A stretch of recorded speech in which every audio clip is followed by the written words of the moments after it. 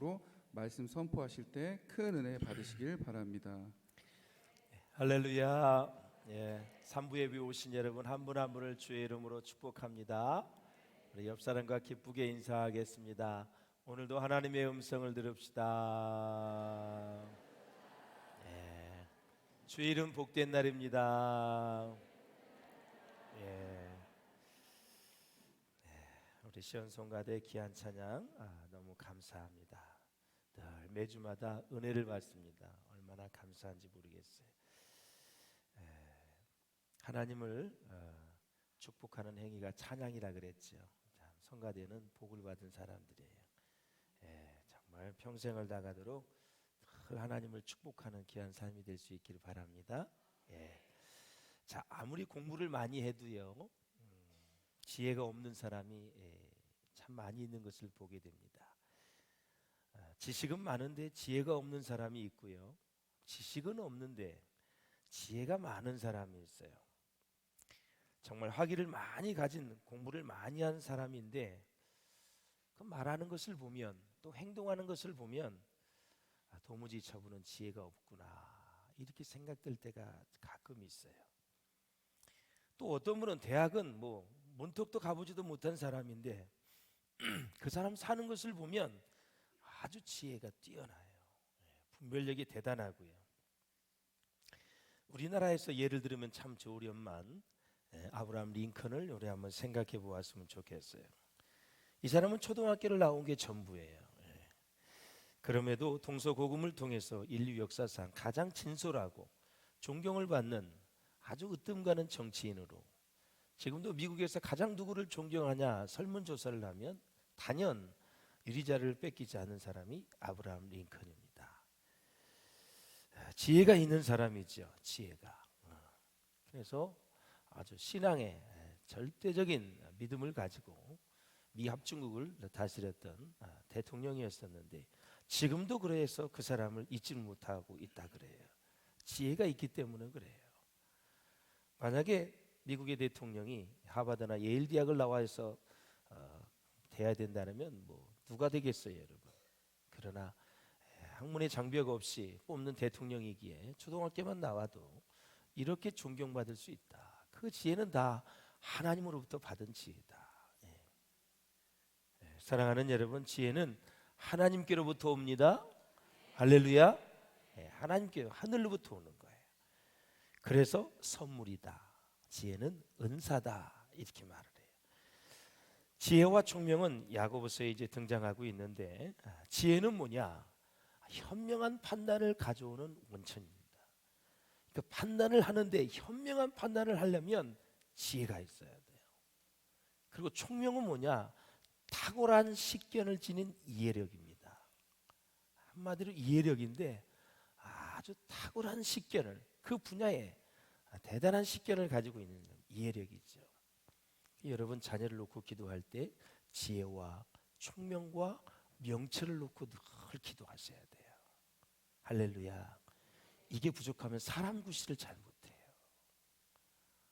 어디 가나 어리버벙해가지고 판단을 못하고, 하나를 배우면 열을 깨우칠 수 있어야 되고, 하나를 시키면 10가지를 시키는 걸 알아들어야 되는데, 이 지혜와 총명과 명철이 부족하면 아무리 지식이 많아도 꿰일 수가 없어요. 구슬은 꿰야 되잖아요.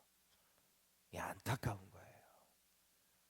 사람이 많은 시련과 아픔과 고통을 당하면서 보는 안목도 달라지고 인내함도 달라지고 지혜도 있고 명철도 있고 총명이 있는데, 말씀 안에서, 예수 안에서, 그리스도 안에서 제가 말씀을 드리는 거예요.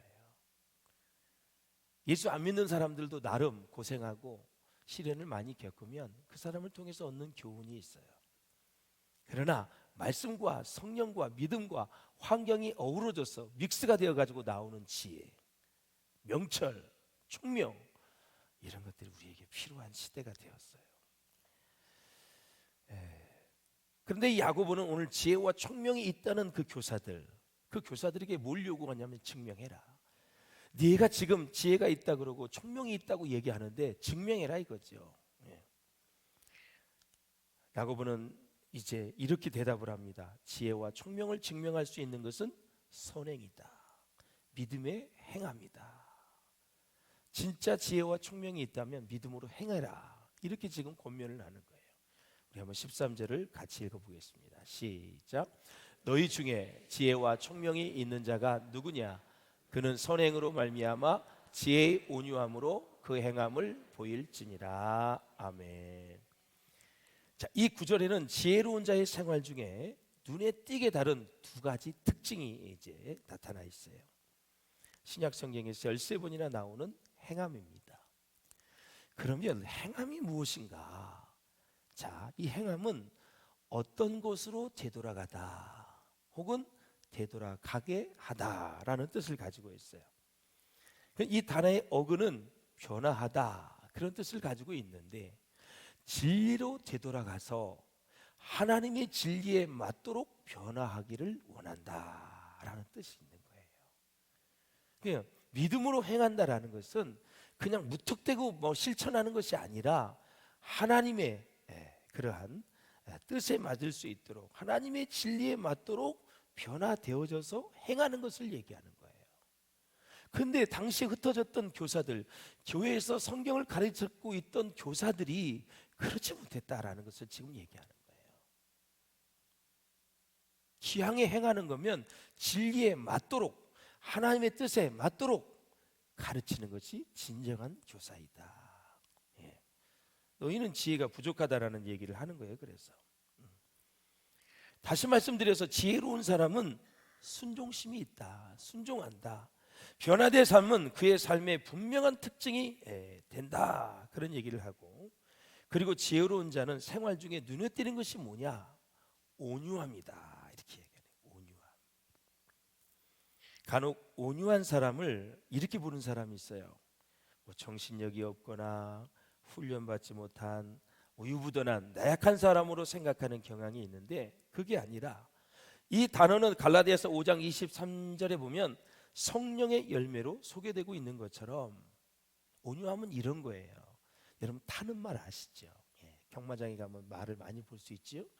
이 말의 감정을 상하게 하지 않으면서 말을 타거나 길들이는 과정을 얘기하는 거예요. 말의 감정을 상하지 않게 하면서 말을 길들이는 거. 이 플라톤 시대의 히랍 세계에 보면은 온유한 이 젠틀이라는 단어가 있는데, 이 젠틀이라는 용어는 이런 얘기예요. 스승이 제자들에게 화를 내지 않고 대화할 수 있는 훌륭한 교사를 묘사할 때 쓰는 단어예요. 화를 내지 않고 대화를 할 수 있는 스승. 말도 마찬가지예요. 타는 말도 감정을 상하게 하지 않으면서 길들이는 과정. 이 말은 주인과 교감할 때 눈물을 흘린다 그래요. 그래서 한번 그 영화를 본 적이 있어요. 그 설탕이지 뭐지? 그 단 거 그거 각설탕인가? 그 영화 한번 있었잖아요. 그 말을 이렇게 조명하는 그런 영화였었잖아요. 이게 교감이 되면 눈물을 흘리더라고요. 감정을 상하지 않게 하면서 길들이는 거, 그게 온유함이다. 사실 학문을 많이 배우게 되면 말을 잘하게 되어 있어요. 왜 그러냐면 마음속에 사물을 비교할 수 있는 사고의 틀이 다 형성돼 있어요. 그리고 모든 언어의 개념 정리를 잘하기 때문에 많이 배운 사람이 말을 잘할 수밖에 없어요. 그렇지만 또 그렇지 않은 사람도 있어요. 아무리 많이 버려도 어리벙벙한 교수들이 많이 있거든요. 저 사람이 무슨 말 할 거를 다 알아. 너무 느려. 그냥 그것도 답답하지요. 그래서 남을 가르치는 직위에 있는 사람들은 계속 스피치 훈련을 해야 돼요. 아무리 많이 배웠다고 해서 전달하는 기술이 있어야 되거든요. 그러하기 때문에 내가 리더로 세워진다고 하면 나름대로 집에서 스피치 훈련을 해야 돼요. 거울도 보고 제스처도 보고 억양도 보고 그 다음에 여러 가지 훈련을 받아야 돼요. 요즘은 이제 아나운서들을 통해서 그런 훈련을 많이 받아요. 제가 한번 오늘이 교회에서도 그걸 받은 적이 있어요. 유명한 아나운서를 통해서 어떻게 이제 대중 앞에 섰을 때 해야 되는지, 10명이 모였을 때, 100명이 모였을 때, 1000명, 10,000명, 아주 그냥 막 여의도 집회처럼 막 100만 명 모였을 때는 어떻게 해야 되는가, 굉장히 톤이 높죠, 그렇죠? 여의도 집회에 있을 때 빌리그리암 목사님 보세요. 하나님이 여러분을 사랑하십니다. 여러분을 위해서 죽으셨습니다. 해서 통역하는 사람은 똑같이 톤이 가야 되는데 하나님이 사랑하셨습니다. 하나님 들어왔습니다. 이러면 안 맞잖아요. 그 주강사에 맞춰서 통역도 그렇게 해야 되거든요. 이거 다 사람이 모인 숫자에 따라서 다 달라지는 거예요. 예. 그러나 말만 잘한다고 해서 지혜로운 사람이 될 수는 없다. 철학을 필로소피라 그러죠. 지혜를 사랑한다. 이게 철학이에요. 이 헬라 사람들은 끊임없이 사고하고 생각하는 사람들이거든요. 그들이 늘 주장하는 게 두 가지가 있는데 우주론과 존재론입니다. 우주가 어떻게 해서 생겼을까 연구하는 게 철학이에요. 그리고 존재론, 이 존재론의 핵심은 사람이나 물체의 본질이 무엇이냐라는 거죠. 그걸 계속 연구하는 우주론, 존재론, 이게 바로 철학이에요. 철학. 예. 이것은 바로 고도의 논리적인 사고를 필요로 하는 것이기에 사람들은 이런 논리에 대해서 히랍 사람들은 대단히 만족해 왔어요. 대신에 우리의 삶의 현장에서는 실천에는 전혀 관심이 없어요. 그저 혼자서 또는 그룹으로 만나가지고 토의하고 그 다음에 디베이트하고 그것으로 만족하고 디스커션하고 끝나는 것이 헬라 철학의 특징이에요.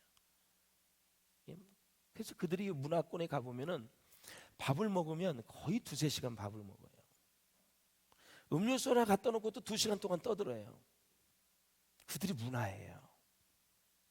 우리는 어때요? 어디서 밥상머리에 말이 많아? 계속 먹어야 돼. 그러니까 외국 사람들이 대한민국을 너무 좋아해. 회전율이 높으니까 막 단체로 가면 15분이면 끝나. 그냥 또 받고 막 먹어. 말도 안 해. 그게 유교 문화 특징 아닙니까? 어르신 앞에서 말을 못해. 책상머리에 뭐 밥상머리에서. 근데 그들의 문화는 토론하고 그다음에 계속 얘기하는 거예요. 그냥. 예. 그런 문화를 이해를 하면서 설교를 들으셔야 돼요. 예. 이제 교회 안에 이제 세상 지식이 들어오면서 결국은 교회 안에도 철학의 지식을 바탕을 둔 엘리트층이 생겨나게 되었어요. 그러니까 철학적인 지식을 많이 가진 사람과 그렇지 못한 사람이 두 파가 생긴 거예요. 그래서 이 헬라 철학의 특징을 보면은 많은 지식을 소유한 자가 그렇지 못한 사람과 비교해 보면 많은 지식을 소유한 사람이 구원에 더 가깝다고 생각을 한 거예요.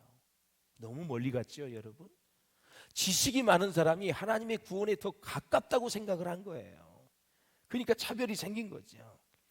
그 결과로 지식이 없는 교인들은 아주 열등한 교인으로 낙인이 찍혀버렸어요. 더욱이 특별한 지식이 있는 교인들은 교회에 참석하는 자체를 무시하고 우습게 생각했던 사람들이에요. 그래서 본문에서 야고보는 두 가지를 경고합니다. 첫째, 자랑하지 말아라. 자랑하지 말아라. 온유함으로 믿음의 행위를 하지 못하는 사람들에게 주는 교훈이죠. 또 사랑의 율법을 외면하면 지혜가 아무 의미가 없기 때문에 사랑을 해야 된다. 사랑하는 마음으로 가르쳐야 된다. 둘째는 거짓말하지 말라는 거예요. 진리와 거짓은 양립할 수 없기 때문에 그 교사들에게 경고하는 거예요. 그렇게 말 잘하면서 그렇게 자랑하면서 거짓말하면서 교세의 직분을 감당하고 있는 게 합당하지 않다라는 거죠. 자, 한번 14절 15절을 읽어보시죠. 시작. 그러나 너희 마음속에 독한 시기와 다툼이 있으면 자랑하지 말라. 진리를 거슬러 거짓말하지 말라. 위로부터 내려온 것이요 땅 위의 것이요 정욕의 것이요 귀신의 것이니 그랬습니다. 아멘. 야고보서는 신약의 지혜서라 그래요. 그래서 지혜가 야고보서에 4번이나 나오는데 1장 5절에 보면 너희 중에 누구든지 지혜가 부족하거든 뭐라 그랬어요? 모든 사람에게 후히 주시고 꾸짖지 아니하시는 하나님께 구하라. 그리하면 주신다 안 주신다? 제가 2부 때도 강조를 했어요. 제가 실생활에서 27년 목회하면서 성도들을 바라보니까 진짜 지혜가 부족하면 하나님이 주신다고 얘기하셨거든요. 근데 구하는 사람이 별로 없어요. 자기 생활과 사역, 그다음에 자기 직장, 사업, 모든 가정에서 진짜 지혜가 부족할 때가 있거든요. 그러면 구하세요. 주시리라 그랬어요. 구하시면 주신다 그랬어요. 예. 아무 준비도 안 돼 있는데 막 말씀하지 마시고요. 준비가 자녀들에게도 마찬가지예요. 어떤 거 훈계를 할 시간이 없고 어떤 얘기를 할 시간이 있는데 뭔가 좀 정리가 돼서 얘기를 해야지 막 닭다구리하고 막 감정으로 막 그렇게 하면 안 돼요. 지혜가 부족하거든. 오늘 내가 우리 딸, 우리 아들을 불러놓고 무슨 얘기를 할까? 결혼의 배우자를 데리고 왔는데 처음 인사하러 왔는데 무슨 얘기를 할까? 깊이 생각하고 정리하고 있어야 돼요. 그래서 어떤 얘기를 해야 될까? 딱 준비를 해야 돼요. 예. 지혜를 우리가 받아야 돼요. 솔로몬 왕을 보십시오. 다윗을 이어서 이제 왕이 되지 않았습니까, 여러분? 너무 어려서 이제 왕이 됐는데 백성을 다스리고 또 재판할 능력이 부족해서 하나님께 일천번제를 드리게 됐죠. 하나님이 지혜도 주시고 부귀영화도 주셨어요. 나중에 응답해 주신 것을 보면 지혜만 주신 것이 아니라 부귀영화까지 다 주셨어요. 네. 사랑하는 여러분, 지혜를 증명하는 사건이 소위 친모 판결 사건이죠. 예. 사람을 아이를 데려왔는데 다 자기 자녀라 그래요. 예. 두 여인이 솔로몬이 그래요. 칼을 가져와라. 예. 그래서 너희 둘에게 딱 반을 잘라서 나눠주겠다 이거죠. 한참 있다가 진짜 생모가 울어요. 가져가도 좋으니 자르지 말라고. 예. 네가 진짜 엄마다. 판결을 내리죠. 예. 그렇지 못한 엄마는 잘라서 둘 다 가져가자 얘기를 하는 거예요. 이렇게 멍청할 수가 있어요. 이렇게 미련한 거예요. 못된 마음을 가지면 미련해요. 사람이 나쁜 짓을 하려고 그러면 사람이 영이 어두워져요. 그러기 때문에 지가 잘못하는 것도 몰라. 예. 어떻게 그걸 잘라서 나눌 수가 있어요, 사람을? 그런데도 자르라 그래. 나쁜 마음을, 악한 마음을 갖고 있기 때문에 그런 거예요. 진짜 엄마는 나는 쟤 안 길러도 좋으니 가져가라 그래요. 가져가서 키우라고. 그게 진짜 엄마 아니겠어요? 우리 어머님들 그렇지 않아요, 여러분? 내가 소유하지 못해도 가져가서 키우라 이거죠. 솔로몬의 지혜를 받은 이후에 첫 번째, 여러분, 아주 귀한 재판 사건입니다. 그래서 지혜에도 참된 지혜가 있고 거짓된 지혜가 있고 하나님께로부터 온 지혜가 있고 사람에게로부터 온 지혜가 있어요. 이 야고보서를 쓸 때 당시에 세계 역사를 보면 정치와 군사는 로마가 지배를 했어요. 종교는 히브리 사람들이 지배를 했고요. 그리고 문화와 철학은 그리스, 헬라가 지배를 했습니다.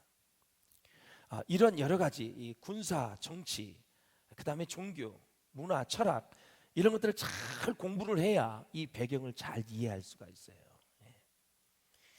사랑하는 여러분, 야고보는 이 미련한 자의 마음속 깊이 파묻혀 있는 두 가지 동기를 밝혀내고 있는데, 먼저 독한 시기입니다.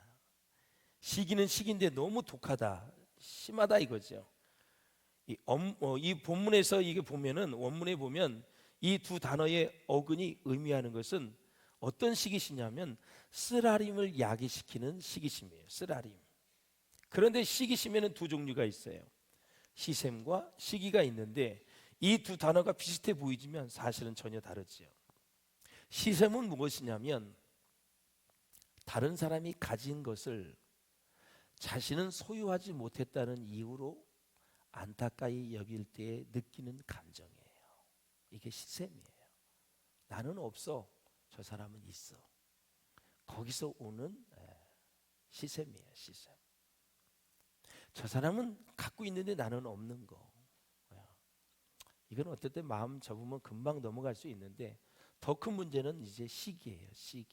시기가 뭐냐면 많은 것을 소유하고 있을 때 불안해하는 감정, 자신이 소유하고 있는 것을 다른 사람이 빼앗아 갈까 봐 두려워하기 때문에 생기는 감정을 얘기하는 거예요. 그래서 사랑하는 여러분, 시샘은 내 손에 쥔 것이 없기 때문에 일어나는 것이고 시기는 너무 많은 데서 비롯되는 거예요. 야고보는 미련한 자에 대해서 어떤 것을 잃을까 봐 시기하고 경계하고 두려워하는 모습으로 묘사를 합니다. 이러한 사람은 결국 비협동적이다. 경종심이 강해서 적대감을 일으키고 나중에는 교회 내에 분열을 일으킨다. 예. 교회 안에서도 이 시기심을 참 조심해야 돼요. 시기심. 예. 사람과의 관계 속에서 일어나는 거. 예. 어떠한 사람을 가지고 내가 저 사람을 정복해야 되겠다. 저 사람을 내가 소유해야 되겠다. 저 사람의 관심을 내가 다 받아야 되겠다고 생각하면 그때부터 시샘과 시기심이 동시에 일어나기 시작을 해요.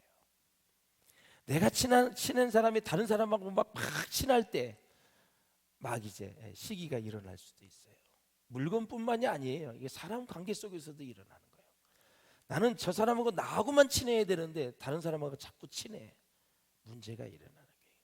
목사님은 나하고만 말아야 되는데 많은 성도들하고 얘기해. 열받아서 교회 나가는 사람이 있어요. 절대 그러시면 안 돼요. 목사는 여러분의 모두의 사람이에요. 할렐루야. 예, 부족한 종을 독점하자 하지 마세요. 예.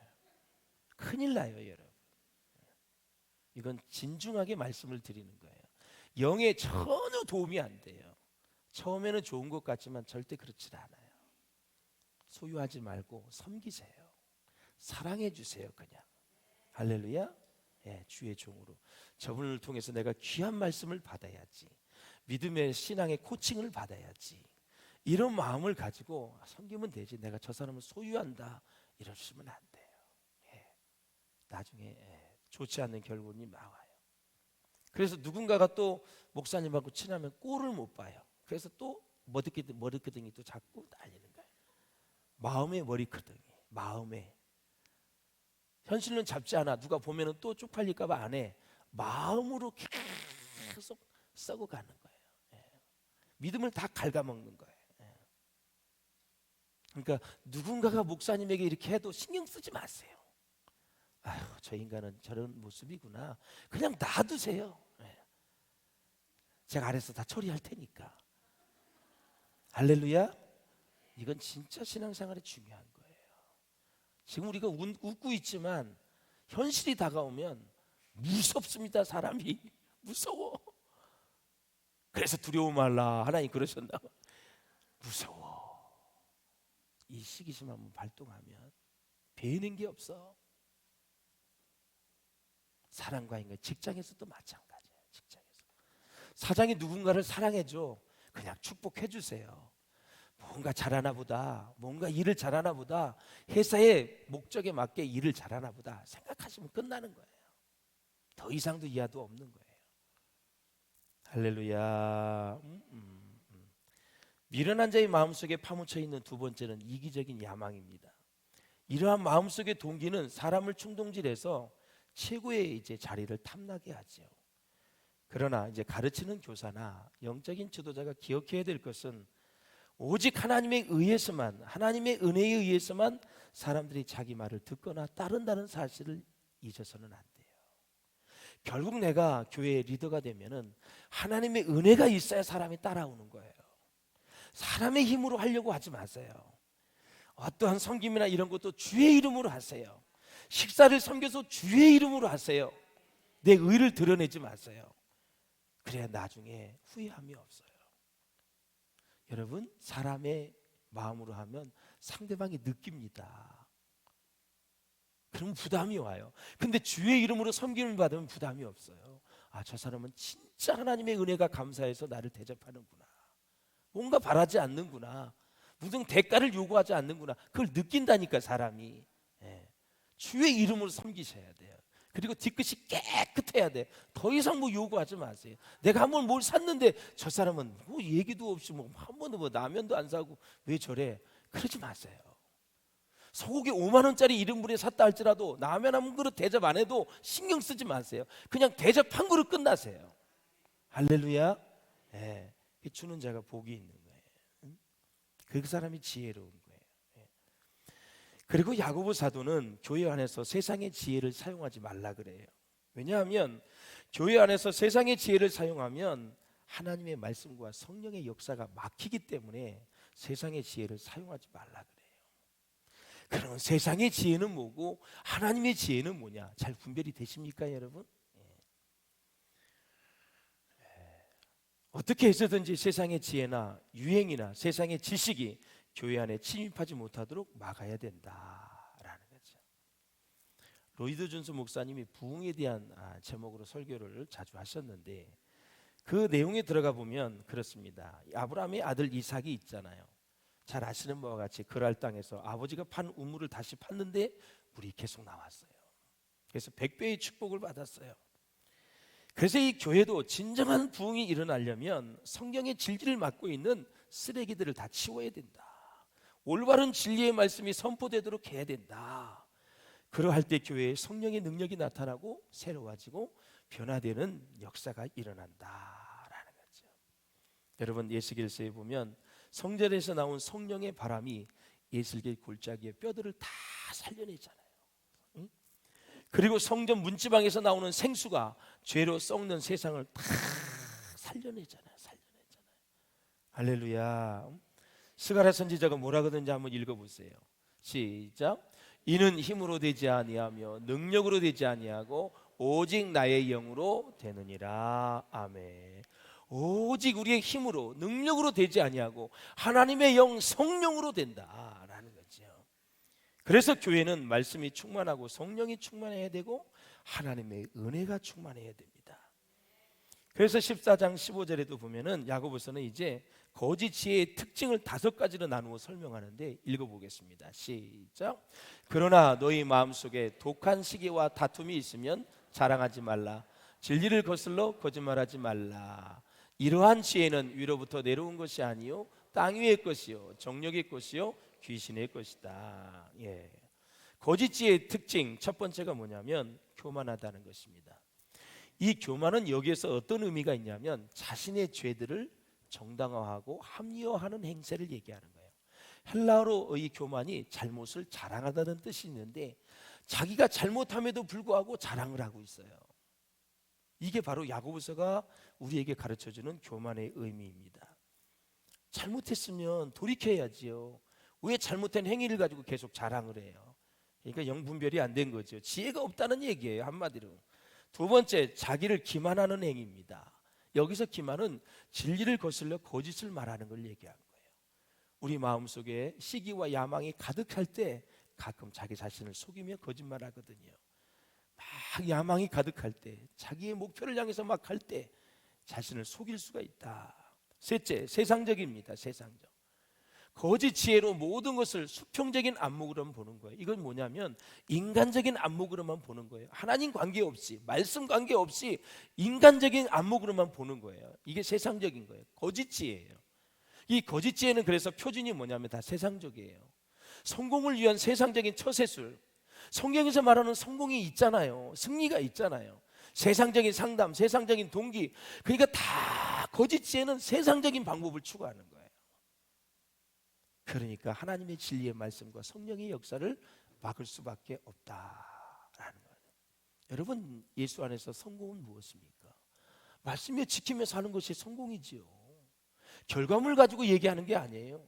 부냐 가난하 그거 따지지 않습니다. 지금 내가 온 마음과 정성을 다해서 하나님의 말씀을 지키고 사느냐, 내가 기쁘고 즐거운 마음으로 주를 따라가느냐, 내 마음속에 하늘의 기쁨으로 차고 넘치느냐, 이게 여러분 성공한 거 아닙니까? 여러분, 이 세상에 가진 거로 하면 성공할 사람이 누가 있겠어요? 아니, 대기업만 보면 열받지요. 여러분, 많이 배운 사람 보면 열받지요. 높은 지위에 있는 사람은 열받지요. 하나님은 그렇게 그런 걸 바라보면서 열받으라고 말씀하지 않았어요. 있는 바를 족하게 여기고 주신 바를 감사히 여기라 그랬어요. 그게 최고의 행복한 거예요. 넷째는 정욕적입니다. 이 헬라어로 인간적인 것을 의미하는데 인간 스스로 모든 것을 다 계산하는 것을 가리키는데, 이것은 무슨 얘기냐면 성령 하나님을, 말씀을 옆으로 밀어붙여버려요. 그리고 나서 하나님의 뜻에 합당한 생각이나 행위를 못하게 하는 거. 성령님을 뒤로 밀어붙여버려요.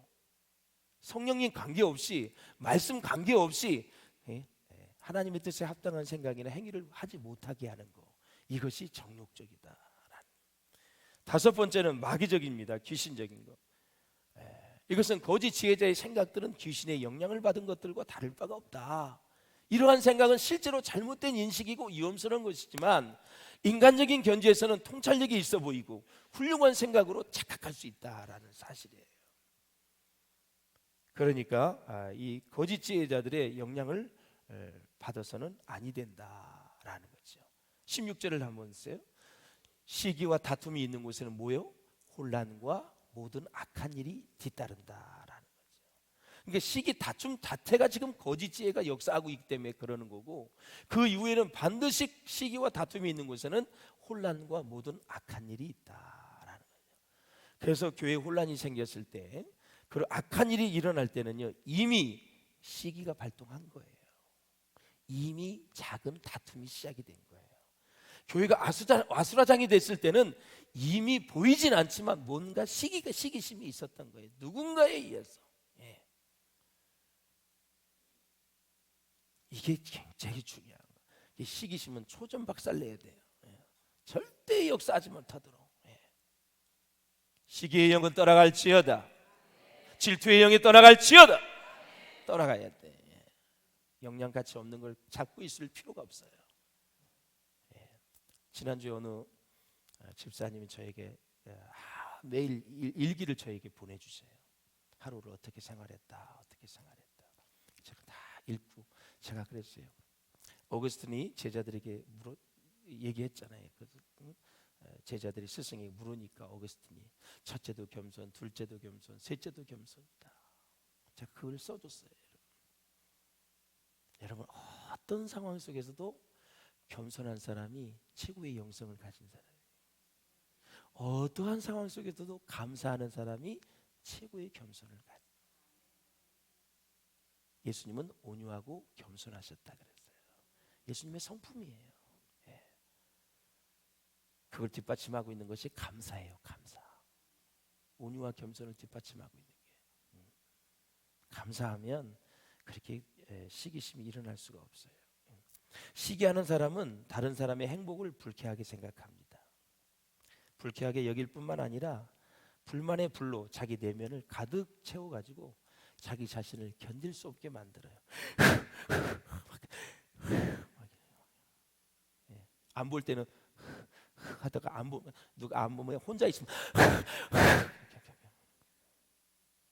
볼 때는 없는 척.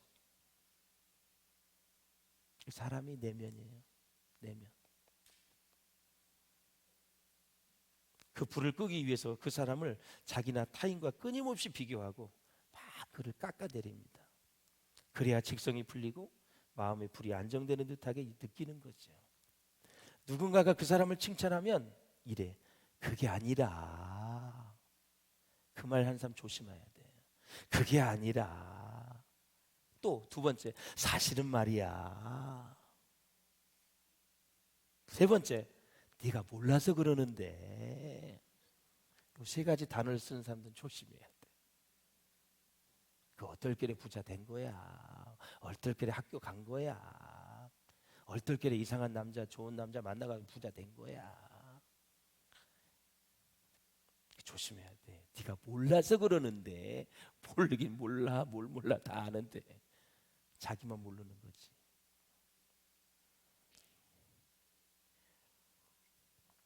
상대를 반드시 낮추어야 직성이 풀리는 시기. 이것이 마귀적인 것이다. 상대방이 나보다 열등하게 인식되어야 내가 산다고 생각하는 그런 마음. 그래서 시기하는 자는 그렇게 좋은 머리와 부와 언어 실력을 갖추고도 남을 비방하는 무익한 일에 사용하니까 안타까운 거죠. 시기를 막 발산할 때는 잠시 평정을 되찾는 것 같지만 내면에 시기의 불이 있어요. 불.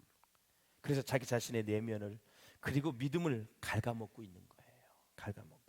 시기는 무의식 속에서 끊임없이 내가 생각하는 대상과 경쟁하게 만들기 때문에 스스로를 지치게 만들고 피곤하게 만드는 거예요. 여러분 이거 꼭 극복하셔야 돼요. 친지 간에도 우리 자녀들 간에도 우리 같은 또래 간에도 교회 안에서도 직장에서도 이거 극복하셔야 돼요. 이거는 믿음을 갉아먹고 우리의 기쁨을 다 빼앗아가는 거예요.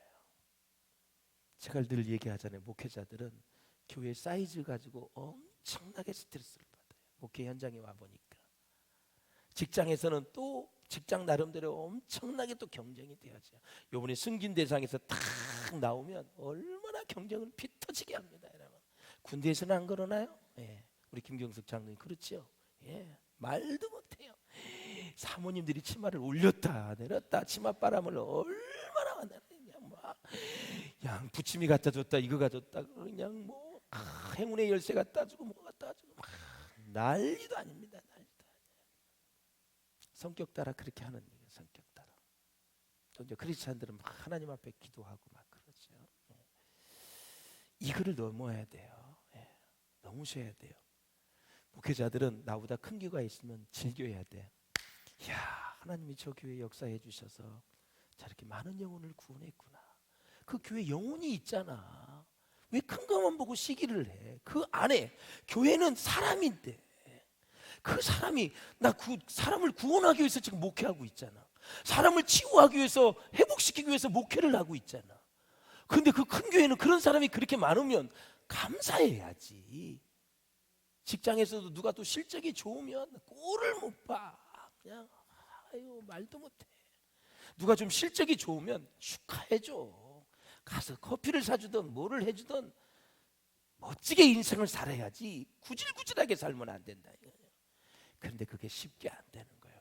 은혜를 받아야 되고 성령의 은혜가 되게 아니라 내가 너무나 부족하고 연약한 사람인데 하나님의 은혜로 구원을 받아서 인생의 최고의 구원을 받았다 생각을 하고 살면 그런 건 아무것도 아닌 것으로 다 따가운 거예요. 그리고 영적 싸움 해야 돼. 불현듯 내 생각과 마음의 시기의 영이 오면 예수의 이름으로 명하노니 내 힘으로 안 되니까 시기의 영은 떠나갈지어다. 이 못된 것아 떠나갈지어다. 이 시기의 질투의 영, 이 못된 것아 예수의 이름으로 명하노니 떠나갈지어다. 주님 나에게 평강을 주세요. 나에게 평안을 주세요. 주님 마음 주세요. 하나님 마음 주세요. 그래서 그 사람을 축복하며 살게 주옵소서. 이걸 내보내야 돼요, 여러분. 가지고 있으면 안 돼. 가지고 있으면 안 돼. 연세 드신 분도 난리도 아니야. 얼마나 비교하고 자식 자랑하는데 막 스트레스 미칠 것 같아. 어떤 사람은 경로당만 가면 그 사람은 계속 자랑만 한대. 그래서 듣기 싫어서 안 간대. 제발 가서 말 좀 자중하시고 그러시면 좋겠어. 사람은 자기의 연약함을 얘기해야 사람들이 공감이 오는 거예요. 할렐루야. 제가 뭐 예배 전에 누굴 기도해 줬는데 그 원사님이 그렇게 아픈 줄 몰랐어. 나도 이명이 있어, 권사님. 나도 공황장애가 있어. 그 목회자는 다 우리 성 예수 잘 믿는 사람 훈장이 하나씩 있어. 다 목회 사는 사람 만나니까 다 공황장애 없는 사람이 없어. 왜 그럴까? 제가 그랬잖아요. 새벽에 2시 반에 깨가지고 2시간 동안 내가 교회를 돌아다녔다니까. 잠을 못 자. 갑갑해서 죽을 것 같아. 막 심장이 벌렁벌렁해가지고. 그 밖에 나와서 여러분 교회 다 돌면서 2시간만 돌다가 새벽기도 인도하는 거. 저 그런 마음 아세요, 여러분?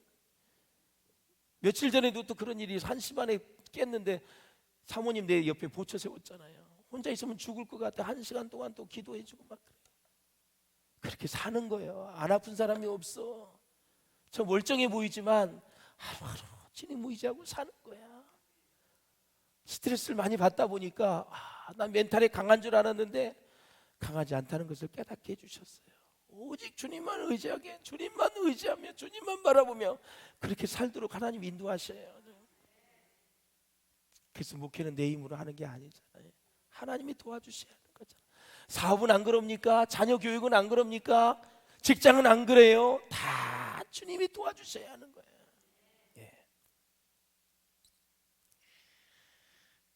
사랑하는 여러분, 시기는 그래서 우리가 피곤하게 사는 아주 몹쓸 것이다 정리할 수 있기를 주의 이름으로 축원합니다. 우리 잠언 14장 30절 한번 보세요. 14장 시작. 평온한 마음은 육신의 생명이나 시기는 뼈를 썩게 하느니라. 예. 사울왕은 다윗을 시기합니다. 시간과 돈과 인생과 정력을 다 낭비합니다. 그러다가 스스로 죽고 자살하지요. 욥기 한번 보실까요? 5장 2절 시작. 분노가 미련한 자를 죽이고 시기가 어리석은 자를 멸하느니라. 아멘. 그래서 야고보는 우리는 하늘로부터 온 지혜를 받아야 되는데 그 지혜를 받으면 17장 18절에 축복이 나옵니다. 마지막 시작. 오직 위로부터 난 지혜는 첫째 성결하고 다음에 화평하고 관용하고 양순하며 긍휼과 선한 열매가 가득하고 편견과 거짓이 없나니 화평하게 하는 자들은 화평으로 심어 의의 열매를 거두느니라. 아멘. 할렐루야. 사람을 알아보는 방법 두 가지가 있어요. 돈을 주어 보면 알 수 있어요. 어떻게 돈을 쓰는지 보면 사람을 알 수 있고, 두 번째 칭찬을 해보면 알 수가 있어요. 칭찬받고 하늘 높이 올라가는 기고만장한 사람은 별 볼 일 없어요. 칭찬을 해줘도 고개를 숙이고 겸손해지는 사람이 지혜가 있는 사람이에요. 어느 책에 보니까 이런 내용이 글이 있어요. 한 대학 교수가 강을 건너게 되었어요. 그런데 총각 사공이 노를 젓는 거예요. 그래서 나룻배 하나를 얻어서 탔는데 이 대학 교수가 이제 총각 사공에게 물었습니다. 청년, 장가는 갔나? 못 갔습니다. 청년, 철학은 아나? 전혀 모릅니다. 그러면서 대학 교수가 이렇게 말해요. 그래? 철학을 모른다고? 그렇다면 자네는 인생의 4분의 1을 잃어버렸구만. 그랬습니다. 청년, 그러면 지리학은 아나? 모릅니다. 그러면 자네는 인생의 2분의 1을 다 잃어버렸구만. 그래, 한번 내가 더 물어볼게. 천문학은 알고 있나? 모릅니다. 자네는 인생의 4분의 3을 다 잃어버렸네. 그때였습니다. 강풍이 일어나고 폭풍이 일어났습니다. 배가 뒤집혔습니다. 둘 다 물에 빠졌습니다.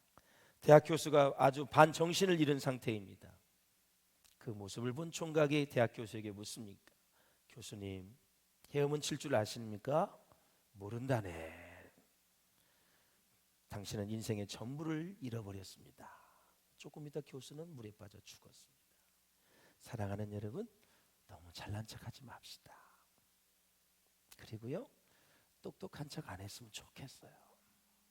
그렇게 안 해도 여러분 똑똑한 거 다 아니까, 여러분 잘난 거 다 아니까 정말 배워도 못 배운 척, 많아도 없는 척, 높아도 낮은 척, 좀 낮은 자리에서 세상에 살아가는 맛을 알았으면 좋겠어요. 높은 곳에서는 썩은 냄새가 많이 나요.